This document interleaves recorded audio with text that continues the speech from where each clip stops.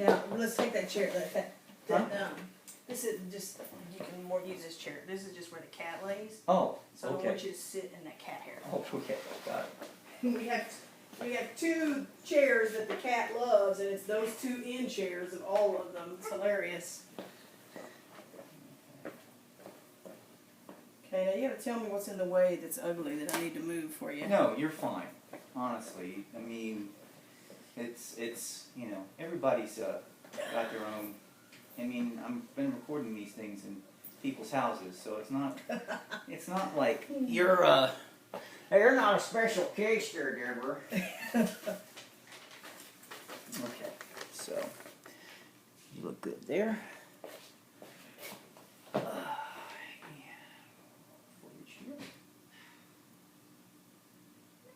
Yeah. All right. So we'll start with the first question that I have for you is, how long have you known Stephanie? I've known Stephanie for about 6.5 years. Okay. Do you remember the first time that you met her? I do. Okay. Yeah, I was brand new in the office at the Wi-Fi office, and she was a contractor working for us in the office. So as I was going around and meeting people, it was funny because I didn't meet her right away because she was working overnights at the time. So I finally got in early enough one morning that I had gotten to meet her early in the morning. What was your first impression of her? Well, I had heard a lot about her already, about how she was great with the computer, how she was great at the job. So I think after I met her, it was just that confirmation of, you know, what a good employee she was and a great person and how kind and nice she was. Well, you've had a unique experience because you had a chance to watch her develop as an employee, as opposed, you know, she's become a friend, of course, over the years and has helped. But, you know, as you look back on where she was when you first met her and where she's gotten to now, what's different? What's changed? What do you think is the? I mean, do you? I guess what I'm asking is, to me, I've only known her for 2 years, just on 2 years now, and she's grown a heck of a lot in those 2 years. So I imagine that maybe she has grown even more since you've had a chance to know her. Yeah, I think the biggest thing that Stephanie has grown in or changed in is her confidence, and I've always tried to help her with that, because when I first met her, she thought that, you know, the job she was doing as a Tier 1 agent was this, you know, good job and she could do it, and I can tell and see that there was so much more talent there. She has so many skills and abilities. And so I would give her special projects and try to help her build that confidence. And I think she's gotten much better at that. I think today she actually can look at herself and say, you know, I can do that. And I do have that talent and ability. So I think she's grown a lot in that, progressing through the few jobs that she's had with us. And I think that's one of the biggest changes I see in her, is that she can see her talent and her skills better than she did 6.5 years ago. Now, I know she's helped a lot with League and with all kinds of different volunteer projects and things that she didn't have to volunteer her time to do, but she was really willing to step in and help with. Is that, to you, I mean, I'll make this a two-part question. You can answer this in any way that you want, but is that part of what makes her special? Is that everything that makes her special, just her willingness to step in and help, or is there much more to the story than that? Oh, there's much more to it. I think it's great that she's willing to help, but she brings so much to the table when she does. She helps see from different levels and different angles or different opinions, and you know, I've always thought she was very smart, and yes, the willingness is wonderful about her, but she brings so much more to it. Just she can help me see the other side of something and go, oh, I didn't think about that. And I would not have thought about it if Stephanie hadn't have told me or brought it up. If you had to define one quality about her, something that makes her more special, just, you know, just being herself, something that makes her a very special person, what would it be?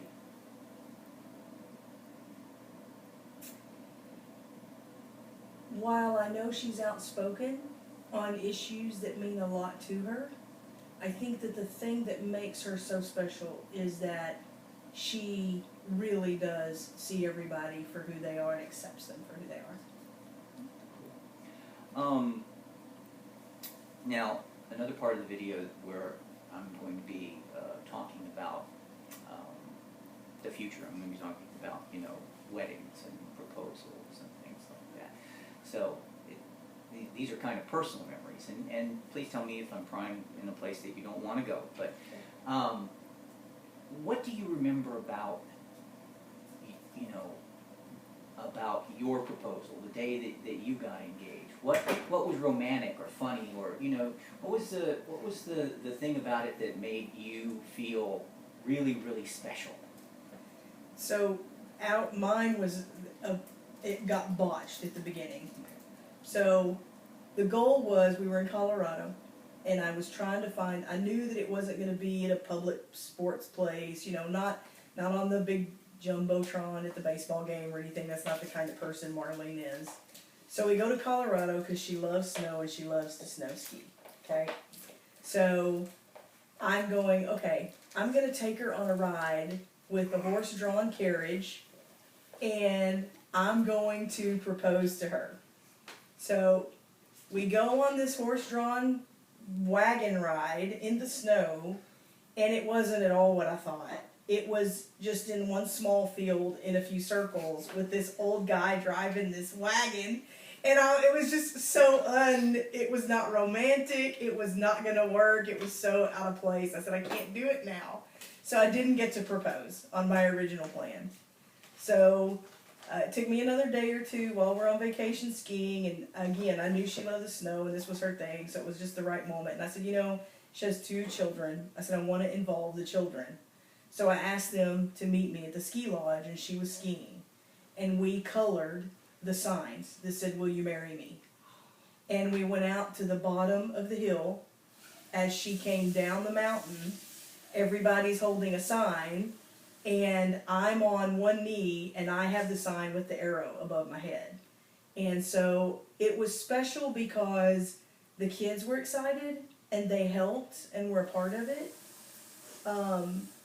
So I felt that was really special because I know how much her kids mean to her. But, you know, she said yes. That's what was the most special. Cool. Okay, one last question. Let's suppose that she actually says yes. She doesn't actually turn me down and actually decide to offer her the ring. What would you, if you had to offer her one heartfelt wish, just, you know, on the day of her engagement, what would you want to wish for Stephanie going forward? Ooh, Stephanie, I would wish her many happy years of not just lots of love and kindness, but lots of years of fun and happiness. Cool. That's all we need. Well, actually, there's one more thing that I need, but I can start the camera again. So all you gotta do is just hold this up. Just look right into the camera. Just give me about 10 seconds of you. You can move the sign around. You can do whatever you want to. You want me to be fun and crazy with it? You can.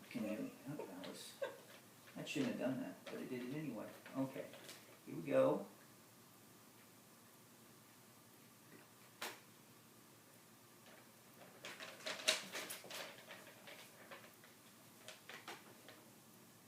That'll work. All right. That's my future brother-in-law getting grandma's camera footage done. So he's just sending that to me right now. So you're not the only one. You have somebody else helping you with one or two of them. Well, you know, I wasn't going to drive to California. Missouri was far enough. So yeah. Who's in Missouri? That's her dad. Oh, okay. Because I knew her other family was in California. So yeah, he just sent me 5 or 6 files, so I have to go Now, through those when David, get I home. thought she would. Is she very close to her dad? Not really. Okay, because I was going to say I thought that she wasn't very Well, close. but here's the thing about that, and part of it, I told this to Barbara when I first came up with this idea. You have to understand that this idea actually came from me deciding that I wanted to do this on Christmas Day, because every other idea that I had was impractical given either finances or time, or I'm one of those people who tends to make the grand romantic gesture, and it can put you out a little bit at times when it comes right down to Yeah. it. But when I decided, what I thought was, okay, what I'll do is I'll sing her a song. I'll sing her a song, and then I'll get down on one knee and I'll propose, and I'll do it in front of the family, and that'll be great. But that proved to be impossible to execute, because I just could not make myself learn to either play the piano or guitar or even a ukulele to try and accompany myself on a song. So when I couldn't get that to work, I thought, well, what are you good at? Do something that you're good at, and then when you do that would be the thing that would work. And I said, well, you're a news person, you do interviews, you like to document family history, and you like to make videos. Okay, all those things could be incorporated into one project. But I decided to do this on Thanksgiving Day. So it's like that, it finally came to me what I was going to do, and so suddenly I'm scrambling around. Mm-hmm. And then, in the middle of trying to organize all this, a company that I had applied for a job for to just do temporary work for a month to try and pay some extra bills that we have, came back to me and said, okay, well, you're hired. We need you to report to training on the 8th. So I will be working basically nonstop for a month, actually 6 and 7 day weeks. There's going to be very little time to get this done, so I have to get it all in the can, and then I know I can edit it together while I'm working my other job overnight. That's not a problem, but just getting the time to actually physically interview people has been the issue. But when I was thinking about the project, I thought, okay, so what's the guy do when he wants to ask for his girl's hand in marriage? He asks her dad. You get permission. And I've been married twice before and never had the opportunity to do that. It's never presented itself, because in both cases the father of the bride was dead. Oh, wow. So I thought, and then Steffi comes up to me the day after Thanksgiving and says, oh, I had a nice conversation with my dad yesterday. Oh. It's like right there, just, okay, you've got to drive to Missouri, you've got to talk to him, you've got to interview him, and you've got to get that in the can. And because you guys will make her emotional, all of the other people's things, but when she sees her dad on there, and then she realizes that I drove basically 24 hours just to get a half-hour interview with her dad, that's going to make her cry. Yeah. Because I just know, know that's going to happen. That's very touching, yes. So then on the way back, I have all of these things that I'm doing on the way up there, and then inserting little pieces of interview footage in the things that I did while I was driving up there. And then on the way back, there'll be like, a little bit of music and, probably another couple of questions answered. And then I'll get all the way back, and then, I have video of me actually walking up to the door after I get back from Missouri, but then you're going to hear me in voiceover say, oh, wait a second, but I never answered the most important question. And then that'll cut to the video that I recorded with Santa of him, showing a ring to the camera and whispering in my ear. And then we cut to, I'll have another little voiceover which says, well, I wonder if that would be a good idea. Debra, what do you think? Clara, what do you think? Bob and Dan, what do you think? And you guys are just going to all be, calling up the signs and going like that.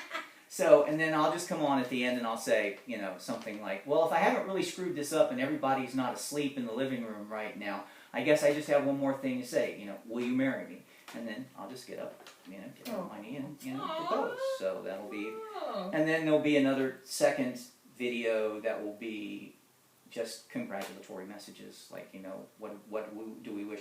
And then at the end, once all of this is over with, because there's going to be a camera recording the actual proposal in I guess it's going to be at Barbara's house, because that's what she told me.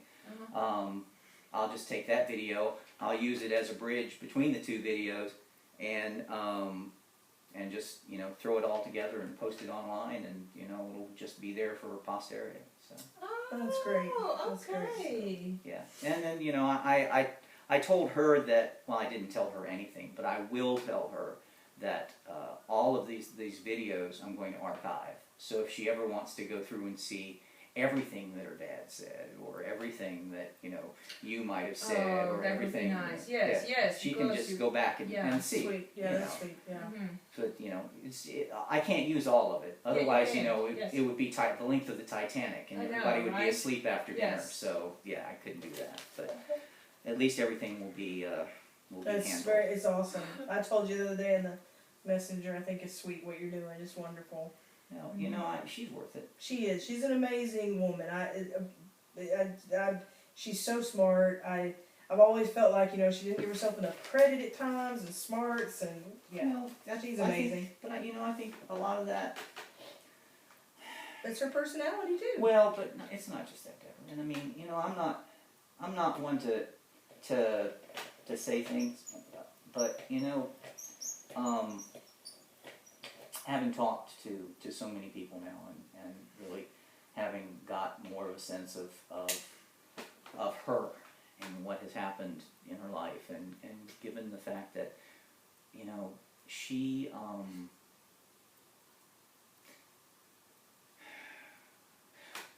I think that there has been a lot of looking on her part, but I don't think she ever really found what she was looking for. I think maybe a couple of times she accepted a close substitute, but didn't really get to what she really wanted or needed. And we're very, very alike. It's very we're just happy just to sit on the couch and watch TV and not have a plan in the world. But she's just as happy to have me put her in the car and take her down to Six Flags like we did yesterday, and be part of that Guinness World Record attempt on a cold, drizzly, miserable day.